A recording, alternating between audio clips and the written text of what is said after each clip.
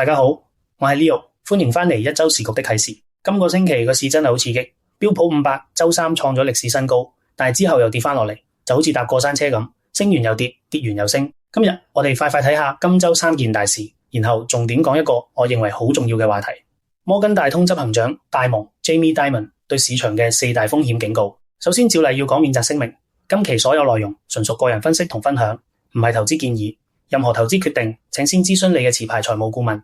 投資涉及風險，過往表現唔代表將來回報。好，入正題，今周3件大事我快快講完。第一件，霍爾木茲談判膠着，油價1周之內大上大落。周一特朗普話係俾伊朗嘅最後機會。周二財長貝辛特話今日或聽日就會達成協議，油價即刻重挫，布倫特跌穿80美元。點知周四伊朗話協議草案要禁止美國同以色列船隻通行，談判即刻又出事。周五伊朗喺海峽入口打擊敵對目標，油價又急彈返上嚟。霍爾木茲係全球2成石油嘅咽喉，一日談判未搞掂，能源市場就一日唔會平靜。第二件，美股先升後跌，科技股業績分化。亞馬遜周一躋身3萬億美元市值俱樂部，標普500周三創歷史新高7736點，但係周四谷歌母公司 Alphabet 因為 AI 人才大量流失，股價重挫逾 4%。AMD 業績指引又令市場失望，個市就從高位回落。仲有一個值得留意嘅消息，多家 AI 對沖基金7月大幅虧損， Wellrock 旗艦基金單月跌咗 21.7%。 AI 泡沫嘅隱憂係真實存在嘅。第三件，聯儲會加息陰影再現，明尼阿波利斯聯儲行長話要立即開始漸進式加息。聯儲會主席沃什據報已準備好喺通膨數據偏熱時上調利率。摩根大通更加將聯儲會下一次加息嘅預測由2027年下半年提前到今年12月，仲預計10年期國債收益率將升至 4.85%， 呢個對持有長債嘅投資者嚟講係一個好大嘅警號。好，3件大事講完，依家講今期重點，戴蒙嘅4大風險信號。戴蒙係全球最大銀行嘅掌舵人，管理逾4萬億美元資產。佢最近公開話唔買股票，唔買長債，認為當前市場風險遠高於大眾預期。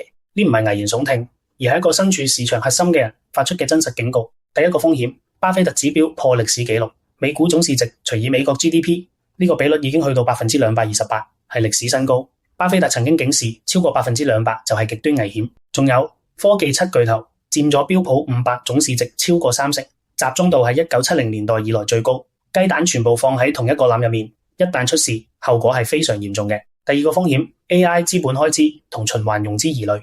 4大科技巨頭今年喺 AI 上嘅資本開支預計達7250億美元，年增 77%。大空頭原型人物 Michael Burry 指出， AI 行業部分營收本質上係科技公司之間嘅循環融資，唔係嚟自真實嘅終端客戶需求，即係話佢哋係互相買嚟買去，製造出一個繁榮嘅假象。第三個風險，聯儲會內部分歧。今次已經有3位委員投票支持加息，係2016年以來首次。如果聯儲會真係加息，高槓桿企業同長期債券持有人將會首當其衝。第四個風險，達利歐話世界已經進入大周期第6階段，即係大混亂階段。地緣政治衝突加劇，政府債務激增。更加重要嘅係，今日聯儲會利率只有 3.5% 至 3.75%， 降息空間比2008年少咗一半。下次危機嚟嘅時候，央行嘅救援能力將大打折扣。咁我點應對？3步行動。第一，盤點家底，計算科技股喺你總資產入面嘅真實佔比，如果超過 30%， 就要認真考慮減持。第二，進行 20% 回撤壓力測試，假設你嘅主力板塊聽日跌咗 20%， 你嘅實際虧損係幾多？你嘅生活同心態能唔能夠承受？第三，建立低相關性嘅後路配置，喺組合入面加入短期國債、黃金 ETF 或者現金，保留未來低位吸納嘅子彈。記住戴蒙嘅忠告，銀行賺取嘅係交易手續費，而個人承擔嘅係本金損失。當市場過熱時，就應該及時停低腳步，審視自身嘅籌碼同風險承受力。如果中意我呢類短片嘅話，就俾個 like、comment、share 同 subscribe， 下次就唔會錯過新出嘅一周時局啟示。我係 Leo，下周再見。